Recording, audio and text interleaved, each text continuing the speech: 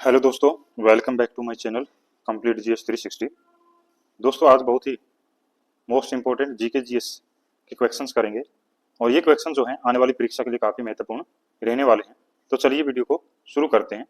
आज का हमारा पहला प्रश्न है, चंपारण में नील के किसानों की दशा की ओर गांधी जी का ध्यान किसने आकर्षित किया? यानी कि 1917 का जो चंपारण किसान आंदोलन था उसके लिए गांधी जी को किसने आमंत्रित किया था? तो इसमें राइट ऑप्शन डी होगा, राजकुमार शुक्ल। नेक्स्ट क्वेश्चन है, प्राचीन महाजनपद मगध की प्रथम राजधानी कौन सी थी? तो इनमें से प्राचीन जो महाजनपद मगध था उसकी राजधानी, तो इसमें हमारा राइट ऑप्शन ए होगा, पाटलिपुत्र, जिसको पहले गिरिवर्ज कहा जाता था, बाद में पाटलिपुत्र और अब इसको पटना कहा जाता है। यह मगध महाजनपद की राजधानी थी। प्रश्न नंबर 3 है, स्वामी सहजानंद निम्न में से किससे संबंधित थे? जो स्वामी सहजानंद काफी प्रसिद्ध थे, वो किस क्षेत्र से संबंधित थे? तो इसमें हमारा राइट ऑप्शन सी होगा, ये बिहार में किसान आंदोलन के निर्माता थे। प्रश्न नंबर 4, निम्न में से कौन सा भारत में गांधी जी का प्रथम सत्याग्रह आंदोलन था जिसमें उन्होंने सविनय अवज्ञा का प्रयोग किया? यानी कि गांधी जी द्वारा पहली बार भारत में सत्याग्रह का प्रयोग किस आंदोलन में किया गया था? तो इसमें हमारा राइट ऑप्शन होगा ए, चंपारण 1917 में। नेक्स्ट है, भारत के किस राज्य में वन्यजीव अभ्यारण्य सबसे अधिक संख्या में है? तो इसमें हमारा राइट ऑप्शन डी होगा, मध्य प्रदेश। यहां पर 50 से ज्यादा वन्यजीव अभ्यारण्य पाए जाते हैं। नेक्स्ट है, निम्न नदियों में से उत्तर की ओर प्रवाहित होने वाली कौन सी नदी है? तो इसमें हमारा राइट ऑप्शन होगा डी, गंडक जो नदी है वो उत्तर की ओर प्रवाहित होने वाली इन नदियों में से है। नेक्स्ट है, निम्न हिमालय पर्वत श्रेणियों में से किस पर्वत श्रेणी को अटल टनल पार करती है? यानी कि जो अटल सुरंग है वो किस पर्वत श्रेणी से होकर गुजरती है? इसमें हमारा राइट ऑप्शन बी होगा, पश्चिमी पीर पंजाल। नेक्स्ट क्वेश्चन है, हाल ही में संसद की नई इमारत के निर्माण किस कंपनी द्वारा किया गया है? तो इसमें हमारा राइट ऑप्शन सी होगा, इसका निर्माण टाटा प्रोजेक्ट्स लिमिटेड द्वारा किया गया है। नेक्स्ट क्वेश्चन है, भारत के संविधान का कौन सा अनुच्छेद भारतीय निर्वाचन आयोग की स्थापना से संबंधित है? तो इसमें हमारा राइट ऑप्शन ए होगा, अनुच्छेद 324 का संबंध चुनाव आयोग से। नेक्स्ट क्वेश्चन है, वर्तमान में राष्ट्रीय महिला आयोग की प्रमुख कौन है? काफी इंपोर्टेंट क्वेश्चन है। तो इसमें हमारा राइट ऑप्शन सी होगा, रेखा शर्मा जो है वर्तमान राष्ट्रीय महिला आयोग की प्रमुख है। नेक्स्ट क्वेश्चन है, निम्न में से किस कॉलेज में गांधी जी ने पढ़ाई की थी? तो गांधी जी की जो पढ़ाई है वो किस कॉलेज से उन्होंने की थी? इसमें हमारा राइट ऑप्शन ए होगा, श्यामल दास कॉलेज भावनगर गुजरात से। अगला प्रश्न है, इनमें से किसने 1857 के विद्रोह में सक्रिय भाग नहीं लिया था? तो जिसने भाग नहीं लिया उसके बारे में हमें बताना है, जो सक्रिय नहीं थे। इसमें हमारा राइट ऑप्शन डी होगा, बेगम जीनत महल दिल्ली, इन्होंने जो है सक्रिय रूप से इसमें भूमिका नहीं निभाई। अगला प्रश्न है, किस अधिनियम के बारे में जवाहरलाल नेहरू ने कहा था कि हमें एक ऐसी कार दी गई है जिसमें सब ब्रेक थे किंतु इंजन नहीं था? तो ये किस अधिनियम के बारे में उन्होंने ये शब्द कहे? तो इसमें हमारा राइट ऑप्शन डी होगा, 1935 का भारत सरकार अधिनियम। अगला प्रश्न है, दांडी यात्रा कितने दिन चली थी? तो इसमें हमारा राइट ऑप्शन सी होगा, 24 दिन। ये 12 मार्च 1930 से 6 अप्रैल 1930 के बीच में दांडी यात्रा की गई थी। अगला प्रश्न है, इनमें से कौन सा जोड़ा सही नहीं है बताना है?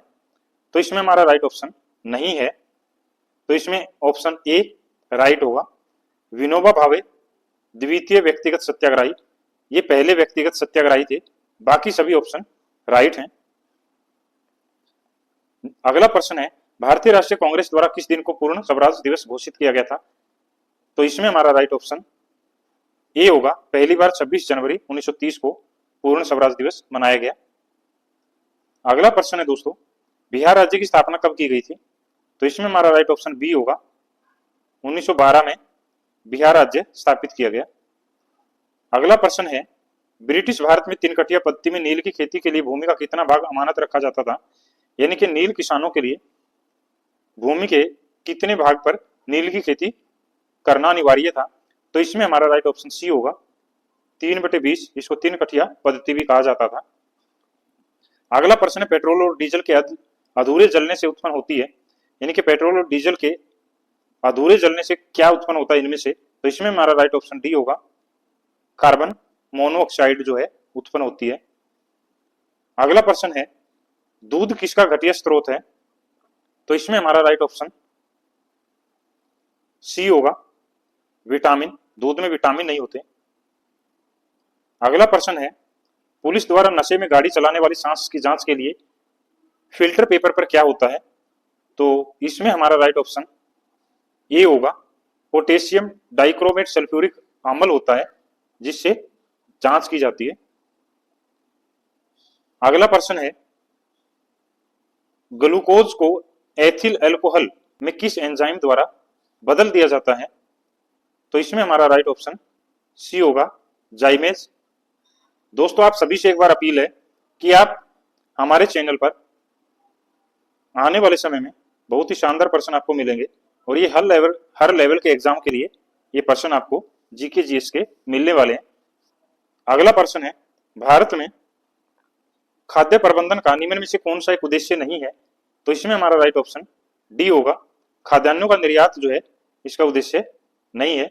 नेक्स्ट प्रश्न है भारत में राजस्व घाटे से तात्पर्य क्या है? तो इसमें हमारा राइट ऑप्शन बी होगा राजस्व घाटा तब पैदा होता है जब सरकार की आमदनी कम और खर्चे ज्यादा होते हैं, तो ऐसी स्थिति में सरकार को अपना काम चलाने के लिए उधार लेने की आवश्यकता पड़ती है। अगला प्रश्न है वर्ष 2023-24 में निम्न में से कौन सा देश भारत का सर्वाधिक व्यापारिक भागीदारी वाला देश कौन सा था? तो इसमें हमारा राइट ऑप्शन बी है चीन के साथ भारत का सबसे ज्यादा व्यापार होता है। अगला प्रश्न है भारतमाला परियोजना से भारत का निम्न में से कौन सा इंफ्रास्ट्रक्चर क्षेत्र संबंधित है, यानी कि भारतमाला परियोजना किस क्षेत्र से जुड़ी है? तो इसमें हमारा राइट ऑप्शन सी होगा सड़क इंफ्रास्ट्रक्चर। अगला प्रश्न है बिहार के वर्तमान मुख्यमंत्री कौन है? तो इसमें हमारा राइट ऑप्शन सी होगा नीतीश कुमार। अगला प्रश्न है 1912 में कांग्रेस का अधिवेशन कहां हुआ था, यानी कि 1912 का जो कांग्रेस अधिवेशन था वो इनमें से किस स्थान पर आयोजित किया गया? इसमें हमारा राइट ऑप्शन पटना ए है। अगला प्रश्न है जयप्रकाश नारायण को कौन सी उपाधि दी गई थी? तो जयप्रकाश नारायण को इनमें से कौन सी उपाधि दी गई? इसमें हमारा राइट ऑप्शन बी होगा लोक नायक इनको कहा जाता था और लोकमान्य बाल गंगाधर तिलक को कहा जाता था। अगला प्रश्न है वर्ष 1632 में पटना शहर में कौन सी कंपनी ने अपनी फैक्ट्री स्थापित की थी? तो इनमें से किस कंपनी ने फैक्ट्री स्थापित की? तो इसमें हमारा राइट ऑप्शन बी होगा डच ईस्ट इंडिया कंपनी ने। अगला प्रश्न है निम्न में से कौन सा विकेंद्रीकरण की विशेषता नहीं है? विकेंद्रीकरण का मतलब होता है केंद्र सरकार के द्वारा शक्तियों का बंटवारा, तो इसकी विशेषता नहीं है। इसमें हमारा राइट ऑप्शन सी होगा स्थानीय समुदायों में आत्मविश्वास को नहीं जगाना, ये गलत है, बाकी सभी इसमें सही हैं। दोस्तों आप सभी से एक अपील है कि आप अगर हमारे चैनल पर नए हैं तो चैनल को लाइक शेयर सब्सक्राइब जरूर करें। इस पर आपको बहुत ही शानदार जीके जीएस के क्वेश्चन मिलेंगे।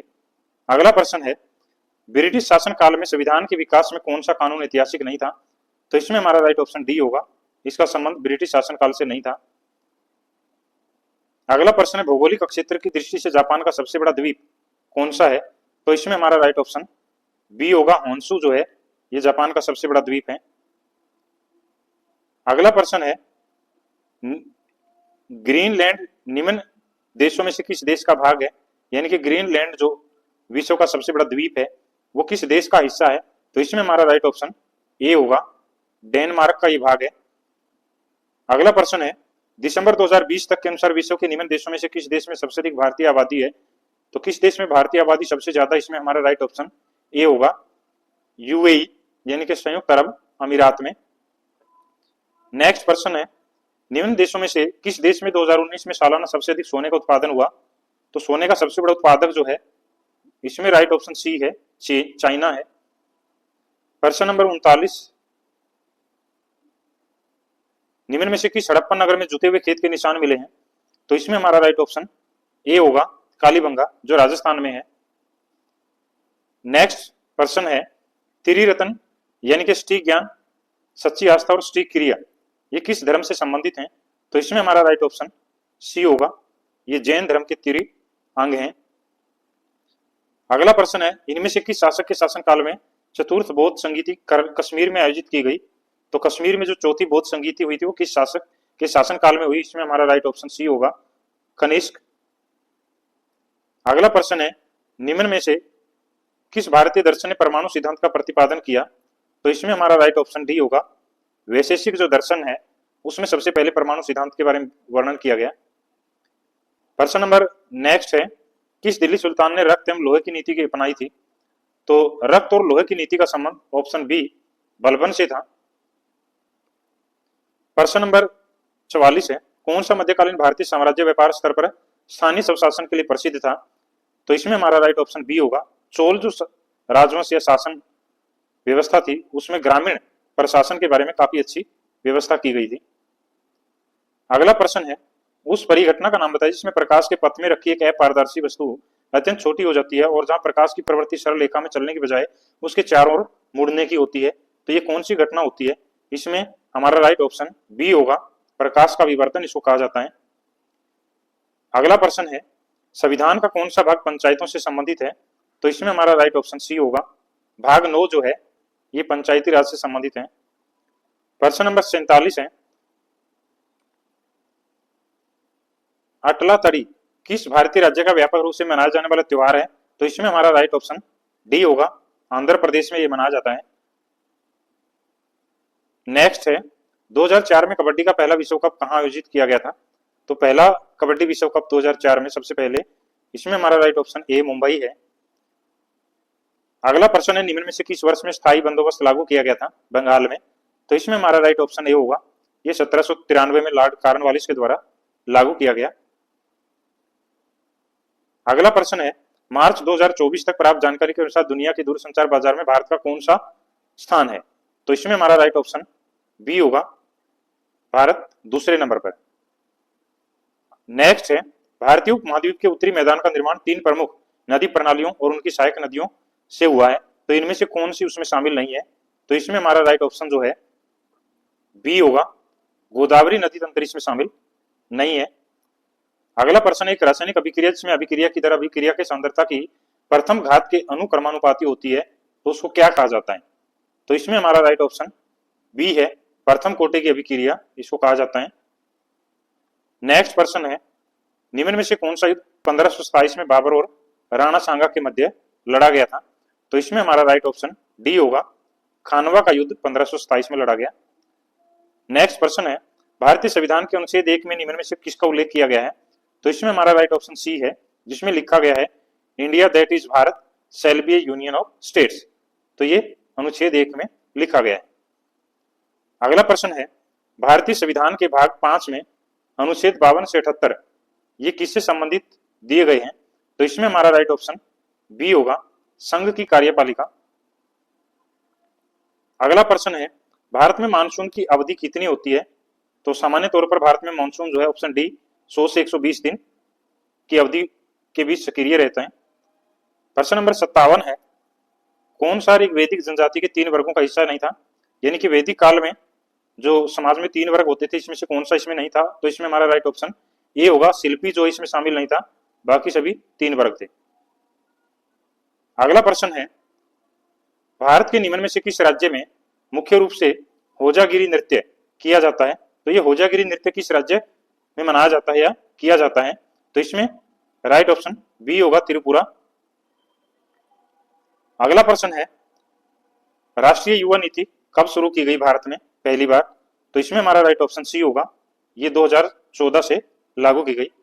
दोस्तों प्रश्न नंबर जो 60 है ये आपके लिए छोड़ा गया है, आप इसका आंसर कमेंट बॉक्स में जरूर दें।